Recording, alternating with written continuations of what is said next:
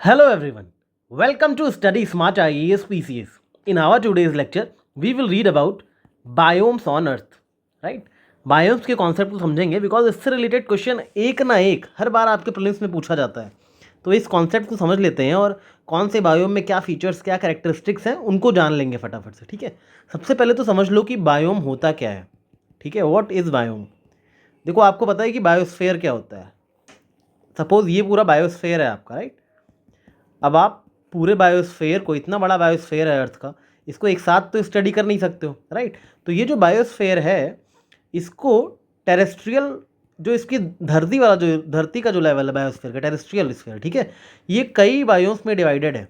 अलग अलग कैरेक्टरिस्टिक्स हैं उनके, ठीक है। उस इनको मिला के पूरा बायोस्फीयर बनता है, ठीक है। ये छोटे छोटे बायोम्स होते हैं, राइट। अब ये बायोम्स क्यों होते हैं, डिस्टिंग्विश्ड क्यों होते हैं एक दूसरे से, ये बेस्ड ऑन क्लाइमेट।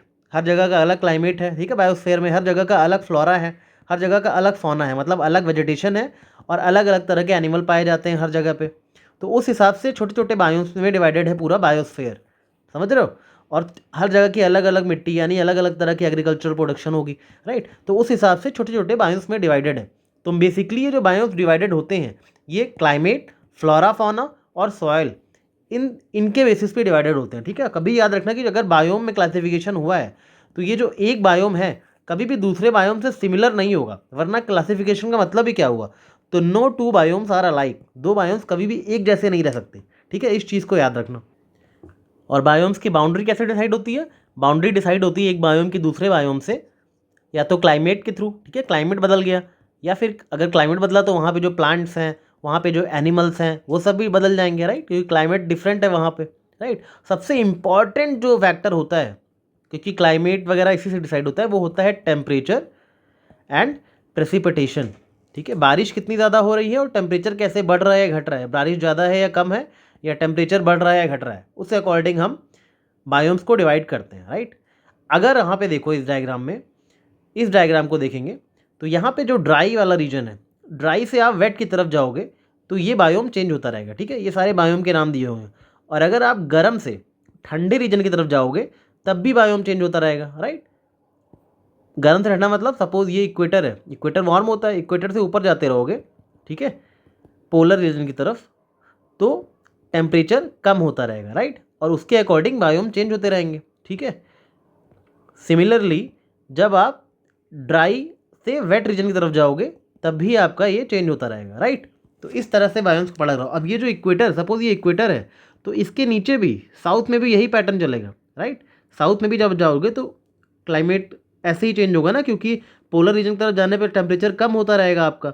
तो सेम डायग्राम नीचे की तरफ भी बनेगा, राइट। इसको इक्वेटर मान के देखना आप, राइट, तब समझ आएगी चीज़ें।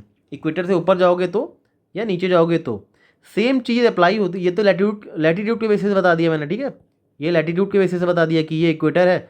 जैसे जैसे आप लैटीट्यूड ऊपर जाओगे पोलर रीजन की तरफ तो ये क्लाइमेट जो है टेम्परेचर कम होता रहेगा, तो उसके अकॉर्डिंग आपका बायोम्स भी चेंज होते रहेंगे। सिमिलर चीज़ अप्लाई होती है माउंटेन्स पे भी, ठीक है। माउंटेन्स पे भी जब आप नीचे बेस पे रहोगे और जैसे जैसे आप ऊपर जाते रहोगे तो वहाँ पे पोलर पोलर करेक्टरिस्टिक डेवलप हो जाता है सबसे ऊपर। माउंटेन्स का भी सेम फीचर होता है, उसके नीचे आओगे तो आपको टुंड्रा मिलेगा, फिर टाइगा मिलेगा, ठीक है। इस तरह से करके माउंटेन्स में भी कैरेक्टरिस्टिक सेम लेवल पे डिवाइड होते हैं। यानी कि बायोम्स दो तरह से पढ़ सकते हो, एक तो लैटीट्यूड की तरह से पढ़ सकते हो आप, ठीक है, लैटीट्यूड की तरह से, दूसरा आप एल्टीट्यूड की तरह से पढ़ सकते हो। एक माउंटेन को लेके एल्टीट्यूड की तरह से ही बायोम को डिवाइड कर सकते हो, राइट। तो एल्टीट्यूड या लैटीट्यूड सेम ही चीज़ें रहेंगी उसमें, ठीक है। तो इस तरह से चीज़ों को पढ़ा करो। अभी देखते हैं कौन कौन से बायोम हैं एक एक करके और इनके कैरेक्टरिस्टिक पढ़ते हैं। पोलर रीजन से स्टार्ट करते हैं और धीरे धीरे करके नीचे आएंगे, राइट। तो ताकि हमें समझ में आए कॉन्सेप्ट एक बार। अब यहाँ पे ये डायग्राम भी अटैच किया गया है, इससे देख लेना कि जो भी मैं आपको पढ़ा रहा हूँ बायोम, उसमें कितना टेम्परेचर है और कितना उसमें प्रेसिपिटेशन है, वो इस डायग्राम से पता चलेगा। सपोज अभी हम टुंड्रा रीजन को पढ़ेंगे तो टुंड्रा का जो प्रेसिपिटेशन है वो पता चलता है यहाँ से, ठीक है, कि लगभग 45 से लेके आपका 140 तक मान लो प्रेसिपिटेशन, राइट। इतना है ना प्रेसिपिटेशन टुंड्रा का। और टेम्परेचर बहुत कम टेम्परेचर, -15 से लेके 0 तक, राइट। ये टेम्परेचर है इधर। तो इस तरह से इसको स्टडी करना, ये डायग्राम भी देखते रहना साथ साथ, राइट। अभी एक एक करके हम सारे टुंड्रा से स्टार्ट करते हैं पढ़ना कि क्या क्या कैरेक्टरिस्टिक होते हैं हर बायोम के, right.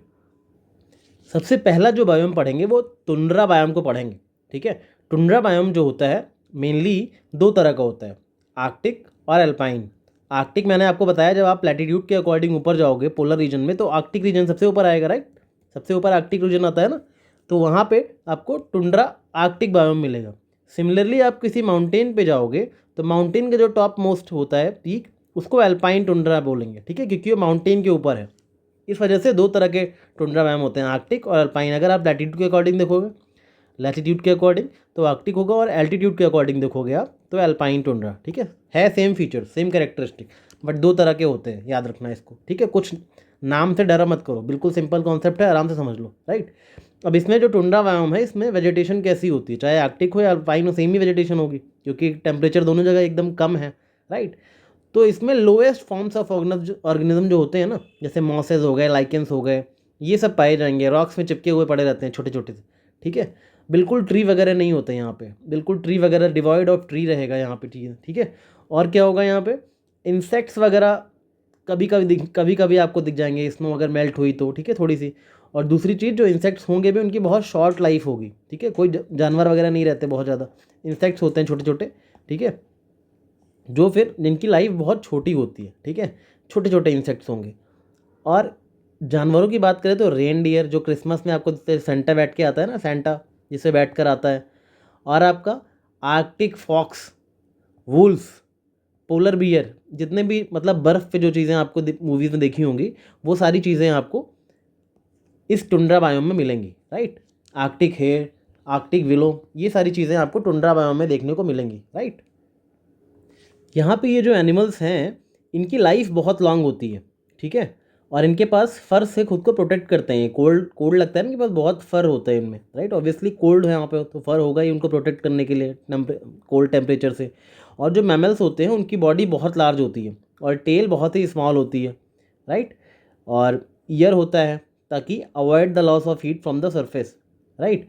And reptiles and amphibians ये एकदम एब्सेंट होते हैं। रेप्टाइल्स जैसे कि आपके हो गए स्नेक वगैरह, राइट। एम्फीबियंस जैसे कि आपके टॉर्टॉइस वगैरह हो गए, ये सब बिल्कुल नहीं मिलेंगे यहाँ पे आपको, क्योंकि इतने कोल्ड रीजन में सर्वाइव ही नहीं कर पाएंगे। अच्छा, टुंड्रा का मतलब क्या होता है, बैरन लैंड। मतलब याद रखना सबसे बड़ी खास बात क्या है कि ट्री तो बिल्कुल होंगे ही नहीं, क्योंकि soil is under permafrost. Soil permafrost मतलब सॉइल बिल्कुल फ्रीज हो चुका है, बर्फ में, बर्फ के अंदर ढका हुआ है सॉइल, तो ट्री कहाँ से होगा, राइट। तो टुंड्रा मतलब बैरन लैंड, टुंड्रा में कभी भी ट्री नहीं आएगा। अगर ऐसा ऑप्शन आ गया कि टुंड्रा में जो ट्री होते हैं, श्रब्स होते हैं, तो बिल्कुल क्रॉस कर देना, ट्री होता ही नहीं है, ठीक है। लोएस्ट फॉर्म ऑफ वेजिटेशन होती है, मॉसेस, लाइकेंस बताया ना, बस यही होते हैं जो होते हैं, इसके अलावा ट्री वरी कुछ नहीं होता टुंड्रा में। तो इतनी चीज़ें आपको टुंड्रा के बारे में पता होनी चाहिए। एक चीज़ और कि मैंने आपको बताया कि जो इंसेक्ट्स होते हैं वो जब बर्फ़ पिघलती है, समर सीजन में जब बर्फ़ पिघलती है तो इंसेक्ट थोड़े थोड़े बाहर आते हैं। तो क्या होता है कि आप टुंड्रा रीजन देखोगे कि समर आती हैं, तो इसलिए जो बर्ड्स का माइग्रेशन होता है ना, बर्ड्स का माइग्रेशन होता है टुवर्ड्स नॉर्थ, नॉर्थ की तरफ बढ़ जाती है और इंसेक्ट्स को खाती हैं, ठीक है। क्योंकि ये पता है उनको कि आर्कटिक रीजन में जब बर्फ़ पिघलेगी थोड़े बहुत इंसेक्ट निकलेंगे, तो इसलिए बर्ड्स का नॉर्थ की तरफ माइग्रेशन होता है। तो ये रीज़न अगर स्टेटमेंट में आ गया, ध्यान रखना, बर्ड्स का माइग्रेशन नॉर्थ की तरफ क्यों होता है, क्योंकि आर्कटिक रीजन में बर्फ़ पिघल रही है, वहाँ इंसेक्ट्स इमर्ज हो रहे हैं, तो बर्ड्स उनको खाने के लिए नॉर्थ में माइग्रेट करती हैं समर में। ये एक फैक्ट आपको पता होना चाहिए।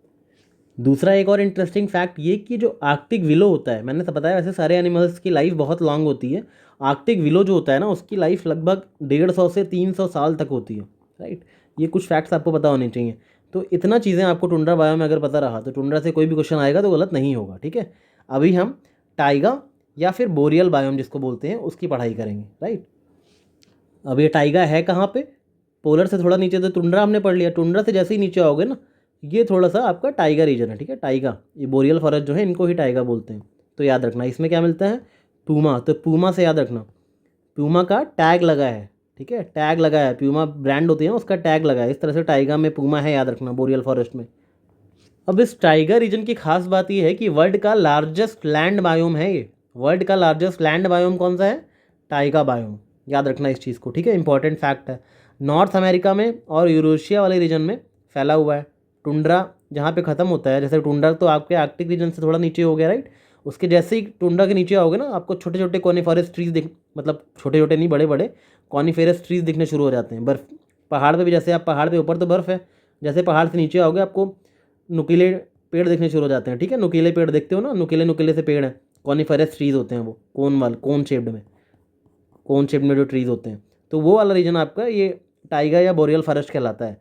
ठीक है, तो ये सबसे बड़ा, अगर वर्ल्ड वाइड देखें सबसे बड़ा लार्ज लैंड बायोम यही है, north America, Eurasia, southern margin of tundra zone. Obviously tundra खत्म हुआ तो उसके सदर्न मार्जिन में आपका टाइगा शुरू हो जाएगा, राइट। इसमें कैसे ट्रीज़ होते हैं, कॉनिफेरस फॉरेस्ट होते हैं, कोन वाले ट्रीज। ठीक है, लीफ कोनिकल शेप के ट्री क्यों होते हैं, ठीक है, और जो लीव्स होती हैं वो नीडल शेप की क्यों होती हैं, नीडल टाइप की लीफ क्यों होती हैं, ताकि ये, पहली बात तो ये सबसे बड़ा रीज़न है कि बर्फ़ जमे नहीं, बर्फ़ जो गिर रही है ऊपर से यहीं पे टिक ना जाए, स्लिप होकर नीचे गिर जाए। ठीक है, इसी वजह से नीडल शेप में स्लोप में होते हैं ये फॉरेस्ट।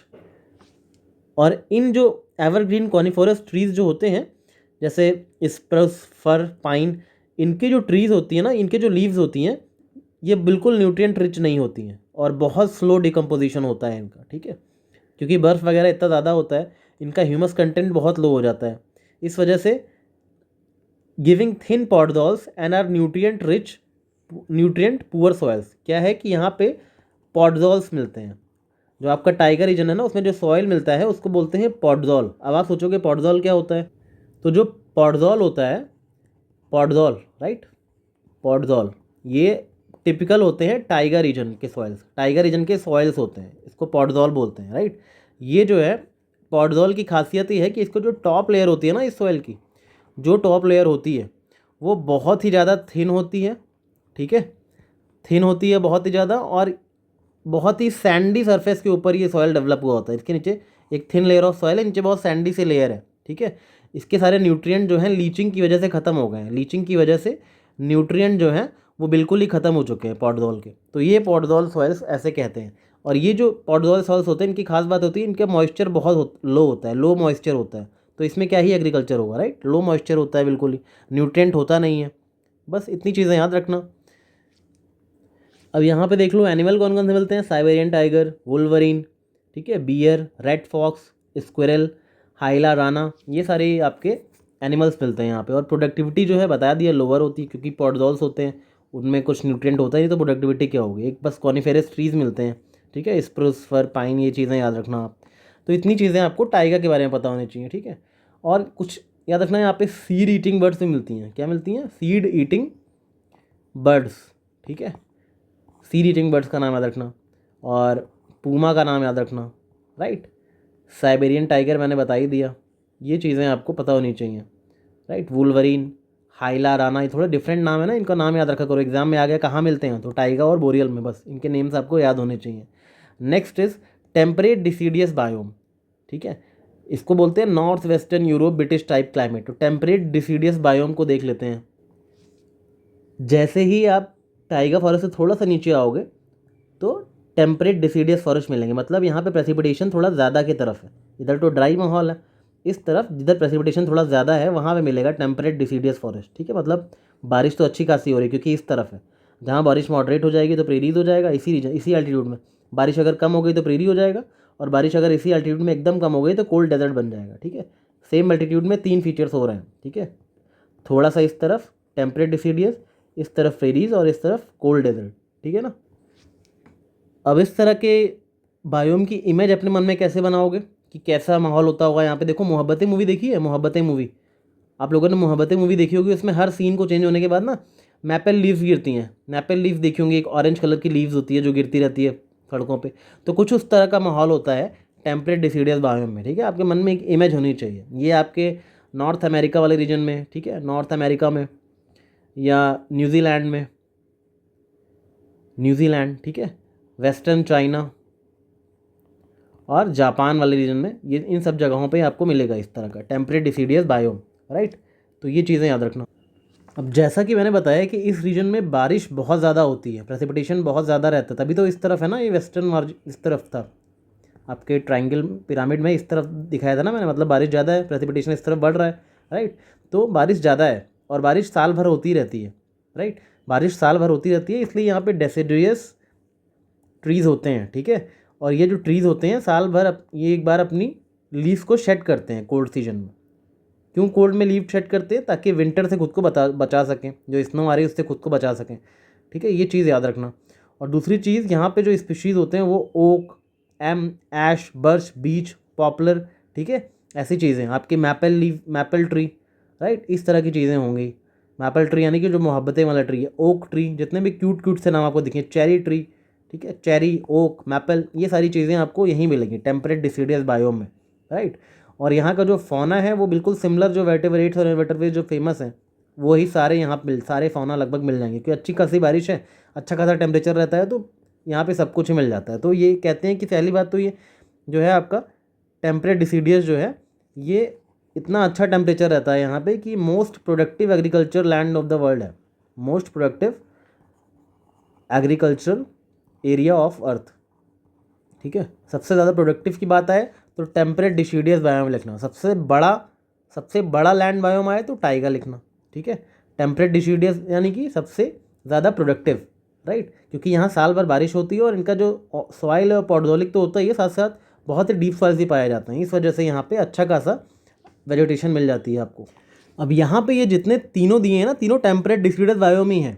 अब इनको अलग से मत पढ़ना, ये सारे फीचर्स टेम्परेट डिसीडियस बायोम के ही हैं, तो इनको कलेक्टिवली ही पढ़ना है, ठीक है। ये नहीं कि टेम्परेट रेन फॉरेस्ट अलग, टेम्परेट डिसीडियस बायोम अलग पढ़ रहे हो, क्योंकि ये सब सेम ही है। तो आप टेम्परेट डिसीडियस बायोम को ओवरऑल पढ़ना, ये सारे फीचर्स टेम्परेट डिसीडियस बायोम के ही हैं। जैसे टेम्परेट डिसीडियस बायोम में आपको ग्रिजली बियर्स मिलता है, जो कि अलास्का में मिलते हैं, ग्रिजली बियर्स, ऐसा क्वेश्चन आ सकता है। कौन से बायोम मिलेगा? टेम्परेट डिसीडियस में ही, ठीक है। ये इसके टाइप्स दिए हुए हैं, इतना ज़्यादा डीप में मत जाना। अभी एग्जाम पास है, इसको कलेक्टिवली एक बार रीडिंग लेना, ठीक है। कि जैसे डॉगलस फर मिलता है टेम्परेट डिसीडियस बायोम में, राइट। एफीफाइट्स मिलते हैं जो कि आपको ट्रॉपिकल रेन फॉरेस्ट में भी देखने को मिलेंगे। एपीफाइट्स क्या होते हैं? एक प्लांट के ऊपर दूसरा प्लांट ग्रो होने लगता है, राइट, तो उसको एपीफाइट बोलते हैं। तो इस तरह की चीज़ें आपको मिलेंगी। ग्रिजली बियर्स का नाम ज़रूर याद रखना, राइट। और फायर यहाँ पे हजार्डस फैक्टर होती है इस तरह के बायोम में, फायर लग गई तो पूरा सब बेकार। तो याद रखना, बस बारिश साल भर होती है और बहुत ज़्यादा अच्छी वेजिटेशन होती है, इसलिए इसके कई तरह के टाइप बना दिए गए हैं। बल्कि बस ओवरऑल आपको टेम्परेट डिसीडियस बायोम में ये सारी चीज़ें पता होनी, जितनी मैंने बता दी उतनी याद रखना तो काफ़ी है, राइट। अब हमने अभी तक क्या क्या देख लिया? पोलर तो ठीक है, टुंड्रा देख लिया, टाइगर देख लिया, टेम्परेट डिसीडियस देख लिया। अभी हम देखते हैं ट्रॉपिकल रेन फॉरेस्ट, जहाँ पे बहुत ज़्यादा बारिश होती है। ये तो नाम से ही पता है, खूब सारी बारिश होती होगी, खूब अच्छी वेजिटेशन होती होगी। एक बार देखते हैं यहाँ पे क्या क्या होता है। तो ट्रॉपिकल रेन फॉरेस्ट में हाई टेम्परेचर और हाई रेनफॉल, इसलिए एवरग्रीन ट्रीज होंगे, ठीक है। जो प्लांट होते हैं वो स्ट्रगल करते हैं अपवर्ड, ठीक है। मोस्टली एपीफाइट्स प्लांट ही होते हैं। एपीफाइट्स प्लांट मतलब ऊपर की तरफ चढ़ते रहते हैं, एक प्लांट के ऊपर दूसरे प्लांट, ठीक है। यानी कि प्लांट जो है ऊपर की तरफ स्ट्रगल करते हैं ताकि सनलाइट, फॉर सनलाइट के लिए ऊपर की तरफ लड़ने के लिए स्ट्रगल करते रहते हैं, ताकि उनको सनलाइट मिले। इतनी ज़्यादा कैनोपी होती है कि नीचे वालों को ना सनलाइट मिल नहीं पाती, इसलिए वो नीचे से आप देखोगे बहुत लंबे रहते हैं, ऊपर जाके ऊपर उनकी कैनोपी होती है ताकि उनको सनलाइट मिल सके। नीचे से आपको बिल्कुल लंबे लंबे ट्री मिलेंगे, ठीक है, सनलाइट के लिए। तो ये चीज़ें याद रखना। और वेल डेवलप्ड लेयरिंग होती है ऑफ अंडर स्टोरी वेजिटेशन, क्योंकि ऊपर तो भाई यहाँ तो ऊपर कैनोपी है, तो नीचे यहाँ पे बहुत अच्छी वेजिटेशन होती है जंगलों में, राइट। तो ये चीज़ें याद रखना, क्योंकि यहाँ पे नीचे जो है हार्डली कोई लाइट पहुँच पाती है। ऊपर इतने ज़्यादा ट्री हो गए हैं कि ग्राउंड पे सनलाइट पहुँच नहीं पा रही है, ठीक है। तो ये चीज़ें याद रखना, अंडर स्टोरी वेजिटेशन बहुत डेंस होती है, वो नीचे कोई लाइट नहीं आती, सनलाइट पहुँच नहीं पाती। कोस्टल एरियाज़ में अगर ट्रॉपिकल रेन फॉरेस्ट बायोम की बात करें, तो कोस्टल एरियाज़ में जहाँ ट्रॉपिकल रेन फॉरेस्ट होंगे वहाँ पे ब्रैकिश ट्रांस मिलेंगे, मैंग्रोव मिलेंगे, ऐसी चीज़ें। तो ट्रॉपिकल रेन फॉरेस्ट में इतनी चीज़ें आपको याद रखनी है। नेक्स्ट हम देखेंगे सेम एल्टीट्यूड पे थोड़ी सी कम अगर बारिश होगी यहाँ पे, ठीक है, सेम लैटिट्यूड पे, तो ट्रॉपिकल डिसीडियस फॉरेस्ट आपको मिलेंगे।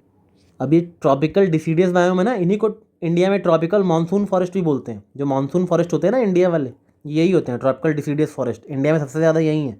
तो टीक, नीम, बैम्बू के पेड़, साल के पेड़, शीशम की लकड़ियाँ, ठीक है, मलबरी, खैर, ये सब जो कॉमन इंडिया में जो नाम सुनते हो ना, ये सब ट्रॉपिकल डिसीडियस बायोम का ही हिस्सा है। इस तरह से चीज़ों को इमेज बना के याद किया करो, राइट। और क्या याद रखोगे इनके बारे में कि ये ड्रॉट डिसीडियस फॉरेस्ट हैं, ड्राई फॉरेस्ट होते हैं, ड्राई डिसीडियस फॉरेस्ट होते हैं, ठीक है। इस तरह से इनके कई तरह के नाम हैं, क्योंकि बहुत ज़्यादा बारिश नहीं होती है, तो थोड़े सूखे सूखे से एरियाज़ में और अच्छी ठीक ठाक टेम्परेचर में आपको मानसून क्लाइमेट में मिल जाता है, ठीक है। थोड़ी बहुत बारिश होके और थोड़ा बहुत टेम्परेचर भी सही रहता है, मतलब परफेक्ट चीज़ रहती है यहाँ पे। टीक, नीम, बैम्बू जहाँ मिलेंगे वो सारे आपके ट्रॉपिकल डिसीडियस बायोम के हिस्सा रहेंगे। इतनी चीज़ें आपको याद रखनी है इसके बारे में। अब अगर सेम टेम्परेचर पे थोड़ी सी बारिश और कम कर दोगे तो वो ग्रासलैंड बन जाएगा, वहाँ पे ट्री होंगे ही नहीं, तो सवाना ग्रासलैंड बन जाएगा। सवाना ग्रासलैंड, ट्रॉपिकल ग्रासलैंड, ठीक है, पूरा ग्रासलैंड रहेगा ना, क्योंकि अगर बारिश, टेम्परेचर तो वही है, गर्म है, यहाँ तो बारिश हो रही थी तो पौधे थे, बारिश कम हो गई तो ग्रासलैंड है, बारिश एकदम ही कम हो जाएगी तो ये डेजर्ट बन जाएगी, ठीक है, डेजर्ट बन जाएगी। तो देख रहे हो ये ड्राई जैसे जैसे होगा वैसे वैसे आपका चेंज हो रहा है, सेम टेम्परेचर पे चीज़ है। इसको इस तरह से फिगर मन में बैठा लो तो कभी क्वेश्चन गलत नहीं होगा, राइट। अभी तो बढ़ते हैं ग्रासलैंड के बारे में, सवाना और ट्रॉपिकल ग्रासलैंड के बारे में। अब सवाना और tropical wet and dry biome बोलते हैं इसको, ठीक है। तो सवाना जो ग्रासलैंड होते हैं यहाँ पे क्या होती है, टॉल ग्रासेस होती है, बड़ी बड़ी घास होंगी और छोटे छोटे ट्री होंगे, बड़ी बड़ी घास होंगी और छोटे छोटे ट्री होंगे, ठीक है, बड़ी बड़ी घास छोटे छोटे ट्री, ठीक है। इस तरह से इसको मन में याद रखना सवाना में, ठीक है ना। तो डिसीडियस होते हैं, shedding in cool dry season to prevent excessive loss of water through transpiration. जो ट्री होते हैं ना वो शेड करते हैं अपने आप को, उनके लिए शेडिंग होती है कूल और ड्राई सीजन में, ताकि उनका जो वाटर लॉस है ट्रांसपिरेशन से वो बच सकें उससे, ठीक है। और इनका जो ट्रीज़ होते हैं ना, इनके ट्रंक बहुत ब्रॉड होते हैं, बहुत मतलब जो नीचे के जहाँ तक ट्री होता है, ये जो ट्रंक होता है ना पोर्शन, ये बहुत चौड़ा होता है। ये चीज़ आता है ना सवाना ग्रासलैंड में, ताकि क्योंकि पानी तो कम मिल रहा है इनको, बारिश ज़्यादा हो नहीं रही है, तो वाटर को स्टोर कर सकें, इसलिए इनका जो तना होता है बहुत चौड़ा चौड़ा होता है, ठीक है। मान लो ड्रॉट आ गया तो सर्वाइव कर सके ग्रासलैंड में ट्री, वरना जो ग्रासेस ही सर्वाइव कर पाएंगे, ट्री सर्वाइव ही नहीं कर पाएंगे। इसलिए ट्री के जो ट्रंक होते हैं बहुत मोटे मोटे होते हैं, राइट। अम्ब्रेला शेप्ड बताया ना, अम्ब्रेला शेप्ड होते हैं ये, ताकि विंड वगैरह बहुत स्ट्रॉन्ग आती हैं तो उससे खुद को बचा सकें। बाकी savanna biome is rich in mammal bird and reptile diversity, mammal bird और रेप्टाइल डाइवर्सिटी में बहुत बहुत आगे हैं ये लोग, ठीक है, कोई इनका जवाब नहीं है। बस इतनी चीज़ें आपको सवाना के बारे में पता होना चाहिए। और ग्रासलैंड के बारे में, जब और कम बारिश होगी तो बिल्कुल ही ग्रासलैंड हो जाएगा, ट्री रहेंगे ही नहीं, ग्रासेस शॉर्ट हो जाएंगी, ठीक है, फ्रेश न्यूट्रिशन तो ग्रेजिंग लैंड बन जाएगा बिल्कुल, राइट। तो ये चीज़ें याद रखना, ग्रासेस बिल्कुल शॉर्ट हो जाती हैं और फ्रेश और न्यूट्रिशियस ग्रासेस रहती हैं यहाँ पे। इतनी चीज़ें ग्रासलैंड बायोम के बारे में याद रहना बस। सेम चीज़ यहाँ पे भी, जैसे हम टेम्परेट डिसीडस फॉरेस्ट पढ़ा था ना, तो इस टेम्परेचर पे जब थोड़ी सी कम बारिश हुई, यहाँ तो अच्छी खासी बारिश थी, बताया सबसे ज़्यादा एग्रीकल्चर लैंड होता है यहाँ पे, राइट। थोड़ी सी कम बारिश होगी तो यहाँ पे प्रेरीज ग्रासलैंड बनेंगे, और कम बारिश तो यहाँ कोल्ड डेजर्ट बन जाएगी। प्रेरी ग्रासलैंड अलग अलग रीजन में अलग अलग बोलते हैं, जैसे स्टेपीज भी बोल सकते हैं इसको, तो स्टेपीज ग्रासलैंड भी हो सकता है, ठीक है। तो टेम्परेट रीजन में प्रेरीज स्टेपीज जैसे ग्रासलैंड बनेंगे, राइट। तो बेसिकली इनके बारे में इतना याद रखना कि ये ट्रीलेस होते हैं, यहाँ पे कोई एनिमल डाइवर्सिटी नहीं होती। टेम्परेट रीजन के जो ग्रासलैंड होते हैं वो ट्रीलेस होते हैं, वहीं ट्रॉपिकल रीजन के जो ग्रासलैंड होते हैं वहाँ पे शॉर्ट शॉर्ट ग्रासेस होती हैं, राइट। और सवाना वाले में तो भाई बिल्कुल ही टॉल ग्रास और शॉर्ट ट्रीज भी होते हैं। तो इस तरह से चीज़ों को कनेक्ट करके याद रखना एक दूसरे से। अब बचा क्या आपका डेजर्ट बायोम बचा, बाकी सब तो मैंने डिस्कस कर ही लिया, ठीक है। इतना सिंपल सी चीज़ है, इसको बहुत ज़्यादा टफ बना देते हैं, एक बार दो बार देखोगे समझ, कभी ऑप्शन देख के तो गलत नहीं ही करोगे ना। इसमें ना एक खास बात और है प्रीलिम्स में, चीज़ों को रटने की कोशिश मत करना लास्ट मोमेंट की, सब कुछ याद हो जाए। आप बस दो बार फोकस होकर रीडिंग ले लो, रीडिंग ले लोगे ना तो ऑप्शन देखते ही आपको क्लिक कर जाएगा, नहीं नहीं ये तो टेम्परेट डिसीडस की बात हो रही है। यूपीएससी का एग्जाम है, कोई स्टेट लेवल का तो है नहीं, फैक्ट्स तो पूछेगा नहीं, वो कॉन्सेप्ट देगा, कॉन्सेप्ट मैंने समझा दिया है कि इसमें क्या डिफरेंस है। अब हमारा बचा सिर्फ डेजर्ट है, डेजर्ट का फटाफट देख लेते हैं, ऑल्दो ये तो आपको पता ही है। अब यहाँ पे हम डेजर्ट की बात एक साथ कर लेते हैं, चाहे हॉट लैटिट्यूड वाली बात करें या मिड लैटिट्यूड वाली, ठीक है। कोल्ड डेजर्ट या हॉट दोनों की बात कर लेते हैं, दोनों एक जैसी होती हैं, जीरो फाइटिंग कंडीशन होती है वहाँ पे, ठीक है। मतलब जीरो फाइटिंग मतलब सूखे में ड्रॉट रेजिस्टेंट प्लांट होते हैं, ठीक है, ड्रॉट रेजिस्टेंट प्लांट। सूखे को मतलब कितना भी सूखा पड़ जाए, बारिश नहीं हो, फिर भी खुद को सर्वाइव कर लेते हैं वो लोग, ठीक। कैक्टस हो गए, थॉर्नी हो गए, ठीक है। और क्या क्या नाम होते हैं इन प्लांट्स के, नोट कर लो, यूफॉर्बिया, ठीक है, सेज ब्रश, इस तरह के एग्जाम्पल दे देता है कई बार यूपीएससी की, क्या है ये तो डेजर्ट वाले प्लांट हैं, ठीक है यहाँ पे। और इनकी जो स्टेम होती है वो थिक स्टेम होती है, स्टेम एकदम थिक होती है ताकि वाटर को स्टोर कर सके। स्किन एकदम वैक्सी होती है, वैक्सी स्किन, ठीक है, ताकि ये मॉइस्चर निकल ना पाए लीफ से, ये सब चीज़ें याद रखना। Seeds have thick tough skins to protect them while they lie dormant, खुद को प्रोटेक्ट करने के लिए, ठीक है। थिक होती हैं, टफ स्किन होती है बहुत ज़्यादा, कैक्टस की स्किन बहुत टफ होती है ना। लॉन्ग रूट्स होते हैं, रूट्स प्लांट के बहुत लॉन्ग होते हैं, ठीक है, ताकि वाटर को स्टोर कर सके। और बहुत दूर दूर होते हैं ताकि एक दूसरे से कंपटीशन ना हो इनका, वेल स्पेस्ड होते हैं मॉइस्चर को गैदर करने के लिए, ठीक है। और ग्राउंड वाटर की सर्च में नीचे तक जाते हैं, कहीं तो ग्राउंड वाटर मिल जाए, बहुत लंबे लंबे रूट्स होते हैं, ठीक है। ये चीज़ें बस इतनी चीज़ें डेजर्ट बायोम के बारे में याद रखना आप, ठीक है। थिक और टफ स्किन होती हैं इनके लीव्स की, thick and tough skin of their leaves, बस इनकी लीव्स वैक्सी होती हैं, लेदरी होती हैं, ठीक है, ये चीज़ें याद रखना। और इनकी नीडल शेप्ड लीव्स होती हैं, नीडल शेप्ड क्यों, ताकि वाटर का लॉस नहीं हो, वाटर का लॉस नहीं होगा ना ट्रांसपिरेशन से, इस वजह से नीडल शेप्ड होती हैं। तो इतनी चीज़ें आपको डेजर्ट बायोम के बारे में याद रखनी है। इस तरह से हमने सारे बायोम्स को एक बार रेफर कर लिया, राइट। बायो में कुछ नहीं था, इसको बस एक बार 2 बार रीडिंग लोगे ना, जो मैंने वीडियो बनाया इसको देखो और फटाफट से इसको रिवाइज करके एग्जाम में जाओ कॉन्फिडेंटली और अच्छा करोगे आप लोग, ठीक है। कमेंट में बताओ और कौन कौन से टॉपिक्स आपको वीडियोस चाहिए, we will make it as soon as possible. Thank you and all the best for preparations.